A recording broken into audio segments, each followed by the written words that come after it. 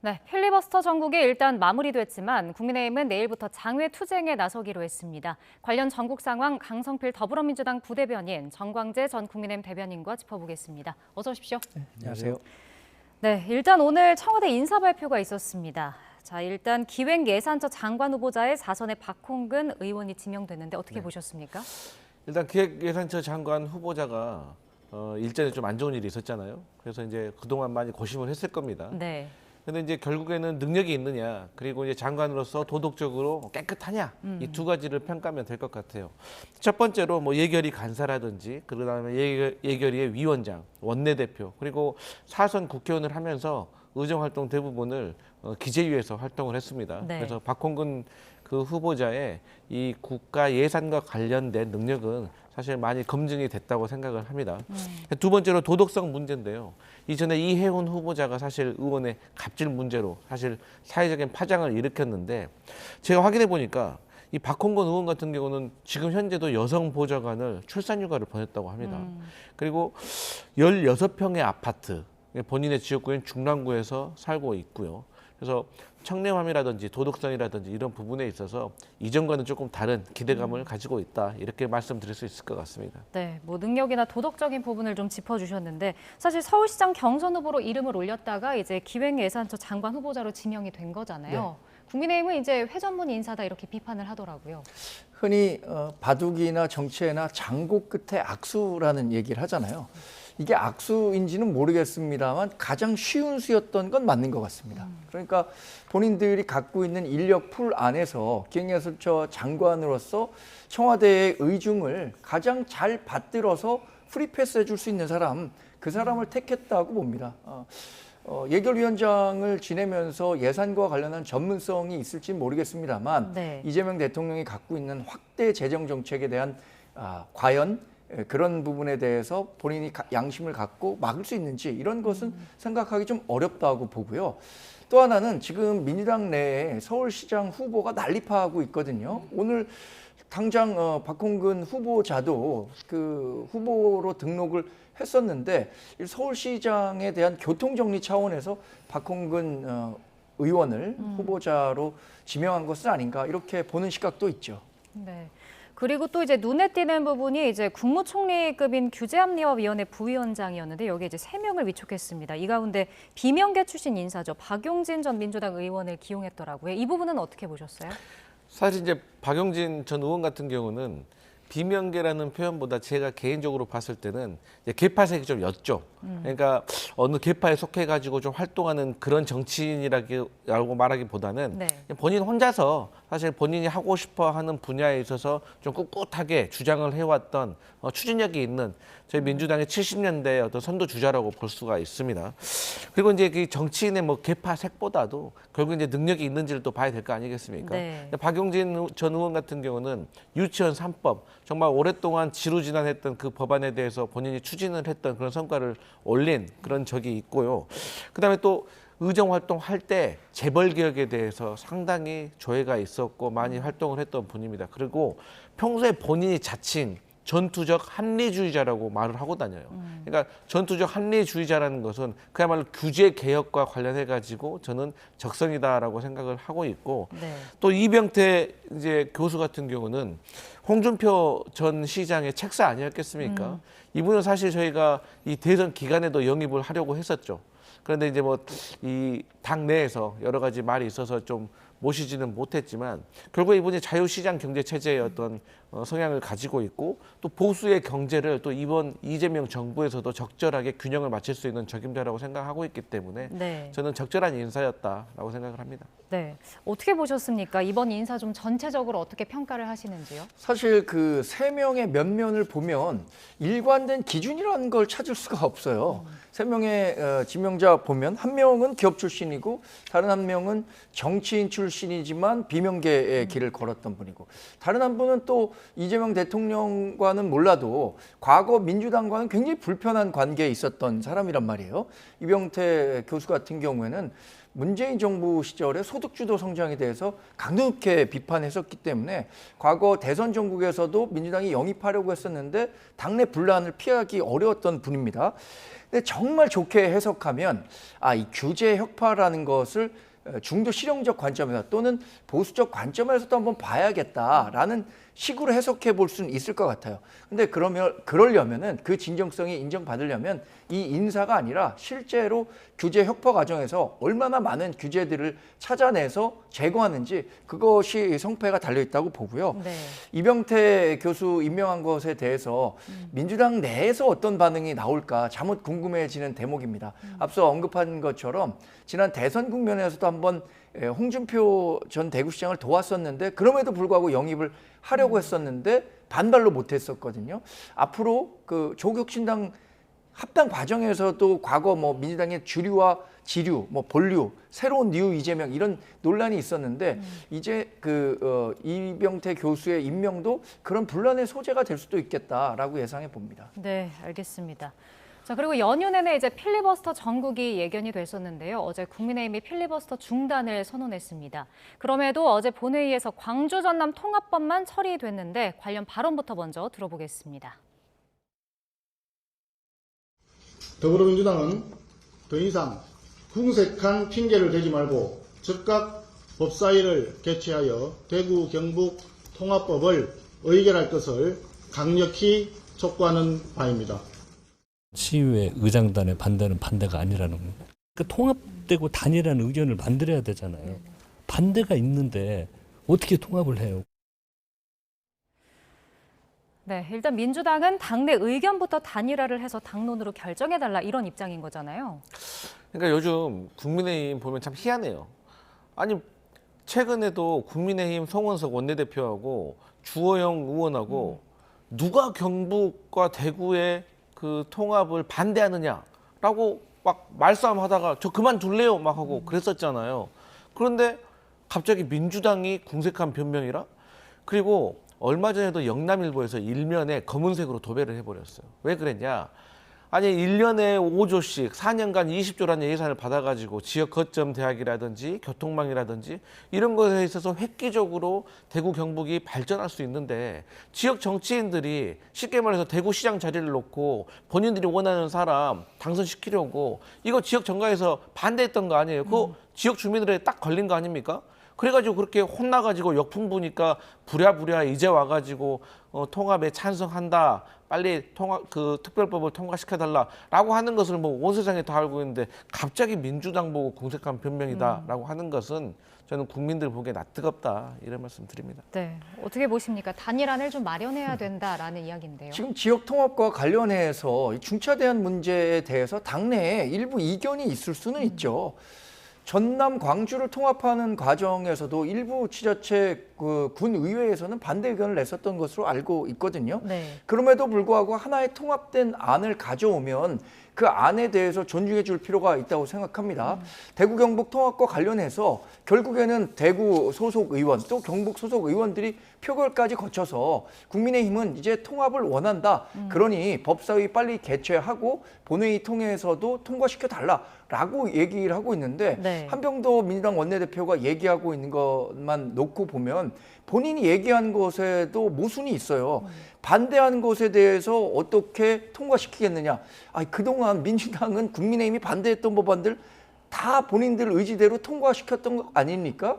그리고 대구 경북 통합 과정에서 반대 의견에도 불구하고 그래도 전체적인 의견은 통합이 우세하다. 그러니까 통합시켜달라라고 얘기하는데 본인들이 의사결정권을 갖고 있다는 이유만으로 대구 경북 국민들의 의견을 완전히 묵살하는 것 같아서 이렇게 되면 아무리 민주당이 뭐 동진 전략을 해서 대구 경북 지역에서 지지세를 확보하려고 한다고 하더라도 민심의 반발을 피하기 어려울 겁니다. 네, 그러니까 민주당은 지금 이제 통합법에 대한 뭐 당론 설정 등 뭐 전제가 필요하다라는 입장인데 대국민 사과도 요구를 했더라고요. 왜 그러냐면 제가 앞서 말씀드렸지만 이 대구 지역 이 정치인들이 대구 시장 자리를 놓고 서로 간의 의견을 달리하다가 생긴 일 아니겠습니까? 그리고 이제 행정 통합이 되려면 이 세 가지의 절차가 필요해요. 첫 번째로는 주민들의 의견을 수렴을 해야 돼요. 그래서 수렴이 끝나고 나면 지역 의회에서 통합을 선언을 해야 됩니다. 그리고 나서 국회에서 특별법을 통과시키는 거거든요. 그런데 지금 국민의힘 소속 이 대구시의회에서도 반대 성명을 낸 지 얼마 되지도 않았어요. 그러면 주민의 의견을 제대로 수렴하지 않고 했다는 것을 스스로 증명하는 건가요? 그리고 좋습니다. 대구 경북은 뭐 이렇게 통합을 하겠다라고 뒤늦게라도 했기 때문에 네. 그러면 통합을 한다고 칩시다. 그러면 대전과 충남은 어떻게 할 겁니까? 아니 그 이장우 시장하고 김태흠 지사하고 지난 그 지방선거 끝나고 나서 곧바로 통합하겠다라고 추진을 했었고 저는 김태흠 지사 같은 경우는 만약에 통합이 된다고 하면 저는 출마하지 않겠습니다라고 하는 것도 제가 언론 기사를 봤거든요. 아, 저 나름대로 훌륭하다라고 생각을 했어요. 그런데 대구 경북 같은 경우는 뭐 이제 어떤 논란이 있었음에도 불구하고 통합이 된다고 하더라도 그 통합 시장이 국민의힘 소속 정치인이 될 가능성이 높아요. 그런데 지금 현재 상황을 봤을 때 대전 충남은 민주당이 당선될 가능성이 상당히 높은 거예요. 그렇기 때문에 저는 국민의힘에서 대구 경북은 뒤늦게라도 통합에 찬성하고 있지만 대전 충남은 또 반대하고 있는 것이 아닌가. 저는 여기에 대해서도 좀 결판을 지어야 된다 이런 생각합니다. 네, 근데 뭐 정청래 이제 대표 같은 경우는 대전 충남 통합이 무산되면 국민의힘에게 책임이 100% 있다 이렇게 밝히기도 했는데 이 부분은 어떻게 들으셨나요? 충청 지역 통합과 관련해서는 국민의힘 소속 단체장들이 주도했던 것 맞습니다. 그래서 지난해 10월에 성일종 의원이 충남 대전 통합 법안이라는 것을 이미 발의를 했어요. 그 법안 발의한 내용들이 지금 민주당이 추진하려고 하는 법안에 100% 반영됐다면 지금 충남지사든 대전시장이든 절대 반대하지 않았을 겁니다. 그런데 실제로 민주당이 추진한 것과 송일종 의원이 발의했었던 것, 그러니까 국민의힘 소속 단체장들이 주장했었던 것과는 괴리가 굉장히 큽니다. 네. 무엇보다 재정 분권과 관련해서 큰 차이가 있고요. 행정 권한을 얼마나 이양할 것인가에 대한 차이가 있습니다.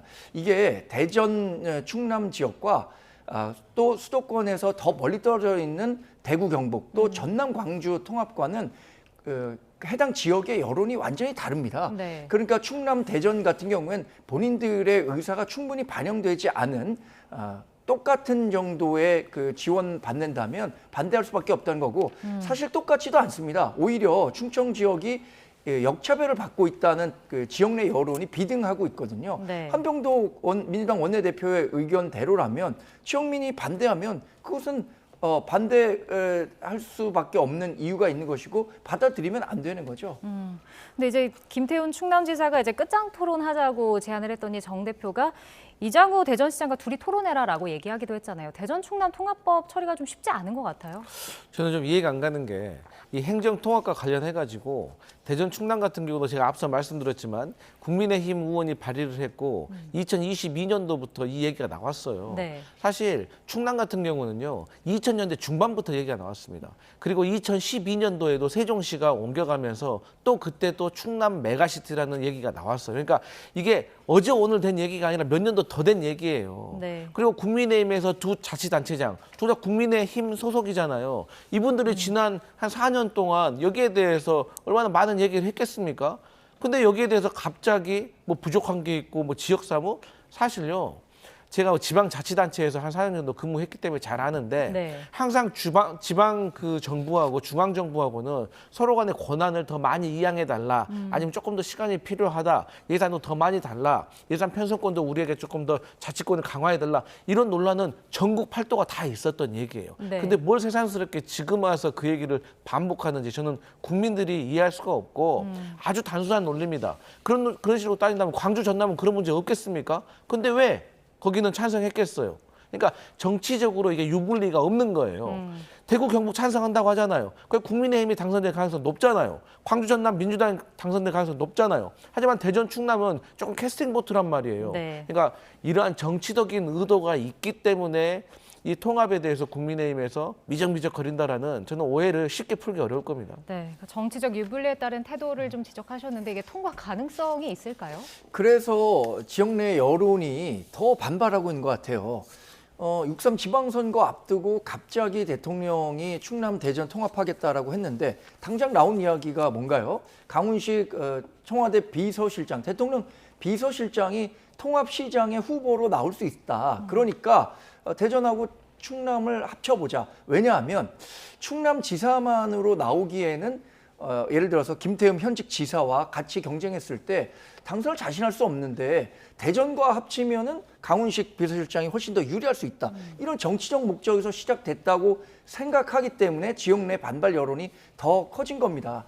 저는 결국에는 TK는 지금 지역 내에 일정 정도의 통합 여론이 형성됐다고 보기 때문에 또 국민의힘이 강력하게 주장하고 있다는 점을 고려하면 민주당이 내일이라도 당장 본회의를 열어서 통과시켜야 한다고 생각하고요.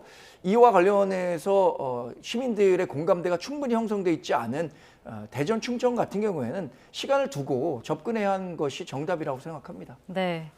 그리고 이제 여당이 대미 투자 특위를 내일부터 가동할 예정입니다. 근데 국민의힘이 협조하지 않으면 중대한 결단을 내리겠다라고 했는데 이게 어떤 결단을 말하는 걸까요? 일단 이제 상임위와 관련해 가지고 좀 배분을 좀 다시 하는 강수를 두겠다라는 저는 의미로 해석을 했습니다. 이제 국회법 41조에 보면 이 해당 상임위의 위원들 중에서 상임위원장을 선임을 하게 되어 있고 네. 이 해당 상임위원장은 국회 본회의에서 선거를 하게 되어 있어요. 그런데 이제 저희 민주당과 범여권을 토탈해서 합치면은 180석이 넘잖아요. 네. 보통 이 정도의 의석수면은 모든 상임위원회에서 과반수, 다수를 점할 수가 있기 때문에 사실상 위원장을 가져오려고 하면 독점을 할 수도 있는 상황인 겁니다. 하지만 지금까지 관례에 따라서 또 어떤 국회에서 민의를 전달하는 그 차원에서 야당을 존중하는 차원에서 그렇게 할 수는 없는 거 아니겠습니까? 그런데 이제 대미 투자 특별법 같은 경우는 최근에 1월 말에 트럼프 대통령이 한국이 좀 미적미적거린다라고 해가지고 관세 인상할 수도 있다라고 이제 엄포를 놓았잖아요. 그때 장동혁 국민의힘 대표가 아니 정부 여당이 법안을 똑바로 빨리 처리하지 못해서 이런 일이 벌어진 거 아니냐라고 이제 비판을 했는데 이제는 본인들이 와가지고 이제 와서 거기에 대해서 미적미적거린다. 그래서 객관적인 자료를 보니까 네. 이 대미 투자 특별법과 관련된 상임위원회가 한 4가지 정도가 있어요. 중소벤처기업위원회, 외통위, 국방위, 대미특별위원회거든요. 이 4개 상임위의 위원장이 모두 다 국민의힘 소속입니다. 근데 이분들이 25년 12월 4일, 빠르게는 26년 1월 8일, 25년 12월 27일 이후로 회의를 안 해요. 일을 안 하고 있어요. 이러면서 트럼프 대통령이 거기에 대해서 비판을 하니까 정부 여당이 속도가 늦어서 이런다고 했던 것은 앞뒤가 맞지 않는 거 아니겠습니까? 그렇기 때문에 저는 이 국익 앞에는 여야가 없다고 생각을 해요. 그렇기 때문에 저는 국민의힘에서 전향적으로 빨리 여기에 대해서 협조를 해야 됩니다. 이런 생각합니다. 네. 그러니까 이제 국회 운영을 원점에서 재검토하겠다. 이게 가능한지에 대해서도 좀 궁금하지만 국민의힘은 이제 사법 3법을 밀어붙여서 국회를 파행으로 좀 몰아놓는 거 아니냐 이런 반박을 하고 있는 것 같더라고요. 지금 국회 운영 놓고 보면은 사실상 민주당이 일방 독주하고 있는 거잖아요. 사법 파괴 3법도 본인들이 다 일방적으로 통과시켰던 것 아닌가요? 그런데 지금 모든 상임위 그리고 원점 검토하겠다라고 하는 것을 보면 그 국회 내에 갖고 있는 이 협치 또 야당에 대한 존중은 전혀 없는 것 같습니다. 사실 이게 2020년에도 관련한 문제들이 있었어요. 법사위는 소수 야당에게 법사위원장 자리를 주는 것이 관행이었는데 2020년 총선에서 크게 승리한 이후에 또 2024년에도 법사위원장 자리를 다 민주당이 가져갔습니다. 네. 당시에 아마 김종인 비대위원장 체제였었던 것 같은데 그렇다면 아예 모든 상임위원장 민주당이 다 가져가라. 그에 대한 책임 역시 다 민주당이 져야 할 거다라고 얘기를 했었던 기억이 나는데 지금처럼 운영한다고 한다면 저는 국민들로부터 민주당이 지금 당장은 이재명 대통령의 국정 지지율이 높고 국민의힘이 질이 멸렬하기 때문에 일정 부분 수용될 가능성이 있다고 생각하지만 네. 그래도 그래도 민심의 반발을 피하기 어려울 겁니다. 거꾸로 생각하면 그래서 국민의힘도 더 정신 차려서 지금 국민들로부터 더 선택받을 수 있는 정당이 되는 노력을 해야 한다고 생각합니다. 네. 결국에는 국민들이 뽑은 국회의원 수에 따라서 지금 국정이 좌지우지 되는 거거든요. 2028년 총선 왜 우리가 더 민주당이라도 한 석이라도 많은 의석을 확보해서 지금 사법파괴 3법 만들어졌는데 이것을 원점 복구해야 하는지 그런 당위성이 역시 커진다고 생각합니다. 네. 자, 그런가 하면 이재명 대통령은 이제 싱가포르를 국빈 방문하고 있는데요. 이 순방 중에도 부동산 관련 메시지를 내놨습니다. 관련 발언부터 먼저 들어보겠습니다. 싱가포르가 대한민국의 유사점 중에 하나는 좁은 국토에 많은 사람들이 살고 있다는 점입니다. 그런데 정말로 놀라운 점은 이 좁은 국토에서 엄청난 경제적 성장을 이뤄냈으면서도 주택 문제나 부동산 문제로 전혀 사회 문제가 되지 않고 있다는 점. 제가 오래전 성남시장으로 일할 때부터 이 싱가포르의 부동산 정책에 대해서는 각별한 관심이 있었는데 이번 방문을 계기로 이 싱가포르의 부동산 정책에 대해서도 많이 배워가야 될 것 같습니다. 네, 싱가포르의 부동산 정책을 많이 배워가야겠다라고 이야기를 했는데 좀 각별하게 관심을 표한 것 같거든요. 어떻게 들으셨나요? 대통령께서 말씀하셨지만 싱가포르가 우리나라하고 비슷한 면이 많잖아요. 국토는 좁은데 사람은 많고 나름대로 경제는 성장을 했고 그럼에도 불구하고 국민들이 집을 소유하고 싶은 마음은 비슷할 지경인데 그런데 국가가 이 제대로 된 통제를 하고 있기 때문에 주택난이 없다는 거죠. 네. 그래서 제가 좀 살펴보니까 HDB라고 해가지고 이 공공주택청이 싱가포르는 있더라고요. 여기서 국가 토지의 90%를 소유하고 있습니다. 그런데 싱가포르 같은 경우는 이 토지를 상당히 공공재라는 개념으로 엄격하게 다루고 있어가지고 네. 임대가 없습니다. 대신에 99년 장기 분양을 하는 겁니다. 그러니까 집을 평생 동안 개인이 소유하기 어려운 존재라는 것이죠. 그리고 금융 시스템을 연계해가지고 사실 대출의 비율도 엄격하게 제한을 하고 있기 때문에 네. 사실 주택을 구매하는 데 있어서 우리나라와는 조금 다른 환경에 있는 것이죠. 그러다 보니까 사실 이제 주택과 관련해서 집값이 폭등한다거나 또 집을 갖지 못해서 어려워하는 국민들이 우리나라와 비교했을 때는 상대적으로 좋고 다른 나라의 모범이 되고 있는 사례로 분석되고 있기 때문에 네. 이재명 대통령께서 과거 성남시장 시절에도 싱가포르 모델에 대해서 많이 공부를 하셨다고 해요. 그런데 이번에 국빈 방문을 하면서 어쨌든 싱가포르의 지도부를 만났기 때문에 여기에 대해서 이런 말씀을 하신 것이 아닌가 이렇게 풀이할 수 있겠습니다. 네. 근데 이제 연일 이 대통령이 부동산 관련 메시지를 내놓고 있기도 하잖아요. 국민의힘에서는 이제 뭐 북한 문제라든지 뭐 이런 부동산 문제에 대해서 좀 갈라치기를 한다. 뭐 이렇게 분열을 좀 일으키는 조정하는 메시지를 낸다 이렇게 비판을 하고 있거든요. 그렇죠. 이재명 대통령의 국정 운영 과정에서 부동산 시장이 차지하는 비중 글쎄요 얼마나 될까요? 다른 중요한 사안들도 많은데 정말 작정한 듯이 부동산 시장과 관련한 SNS 메시지만 내고 있습니다. 근데 지금 강성필 대변인이 얘기한 것처럼 싱가포르와 우리나라가 비슷한 듯하지만 다른 점이 굉장히 많아요. 네. 일단 우리나라는 인구가 5,200만 명입니다. 싱가포르 인구가 600만 명이에요. 서울 면적에 600만 명 살고 있기 때문에 그리고 또 싱가포르는 이 공공이 갖고 있는 토지가 굉장히 많단 말이에요. 네. 반대로 우리나라는 민간이 많은 그 토지를 소유하고 있고 정부가 갖고 있는 땅은 굉장히 부족하기 때문에 공공에서 제공할 수 있는 주택량이라는 게 제한적입니다. 근데 그런 근본적인 차이를 인정하지 않고 싱가포르에서 뭘 하겠다. 근데 싱가포르는 사실 민간에서 공급하는 고가 주택과 정부 측에서 제공하는 공공부문에서 제공하는 임대형 주택과는 차이가 엄청나게 작용합니다. 네. 근데 우리나라는 그런 부분과 관련해서는 충분히 검토하고 있지 않은 것 같아서 문제라고 생각하고 지금 뭐 대북 문제라든가 미국의 이란 폭격 이런 것들에 따른 국제 정세, 경제 위기 이런 것과 관련해서도 이재명 대통령이 좀 메시지를 내야지. 이 부동산 시장과 관련한 메시지를 내는 것은 저는 자칫 그냥 6.3 지방선거를 앞두고 표심을 잡기 위한 행보 아닌가 이렇게 오해될 수도 있다는 측면에서 우려의 말씀을 드립니다. 네, 지방선거 이야기도 좀 짧게 해보겠습니다.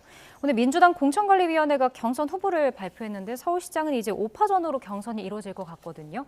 뭐 어떤 후보가 되느냐에 따라서 이제 판이 또 달라지지 않을까요? 일단 근데 이제 지방선거의 가장 맹점은 대통령의 국정 운영 지지율이 높느냐 낮느냐 거기에 따라서 연동되어 있는 정당 지지율이 높느냐 낮느냐의 차이거든요.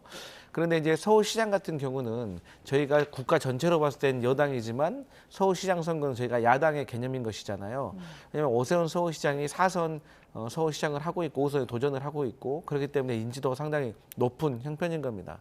그렇기 때문에 저희 민주당으로서는 네. 빨리 선거 후보자를 좀 결정을 해가지고 혹시 모를 오세훈 서울시장과의 이 대결에 있어서 뭔가 시간적인 여유를 갖고자 하는 그런 뜻에서 좀 서두르고 있는데 네. 결국에는 서울시장 선거의 또 두 번째 맹점은 부동산, 집값이 오르냐 떨어지느냐 이 부동산 정책에 달려있다고 보는데 어쨌든 대통령이 최근에 펼치고 있는 이 부동산 정책이 국민들에게 상당히 긍정적인 효과를 얻고 있기 때문에 그리고 또 실제로도 이 집값이 안정돼 가고 안정을 넘어서 또 소폭 하락하는 그런 추세에 있기 때문에 서울시장 선거를 빨리 준비하는 차원에서 저희 민주당에서 추진하고 있다 이렇게 풀이할 수 있겠습니다. 네. 국민의힘은 어떨까요? 어떤 인물들이 좀 나올까요?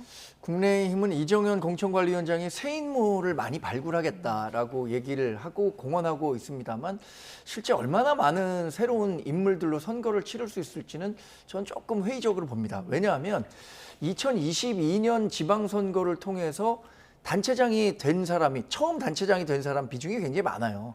5선의 단체장을 했다고 하는 사람은 오세훈 서울시장과 박형준 부산시장 또 이철우 경북도지사를 제외하고는 모든 사람들이 첫 번째 임기를 마친 셈이거든요. 그래서 이정현 공천관리위원장이 얘기하고 있는 것처럼 과연 얼마나 많은 새로운 인물을 발굴할 수 있을까는 조금 걱정인데 네. 반대로 현직 프리미엄이 분명히 있다고 생각합니다. 그런데 지금 장동혁 대표 당권파에서 생각하고 있는 당의 지도 방향과 관련해서 이의를 제기하는 사람들이 많잖아요.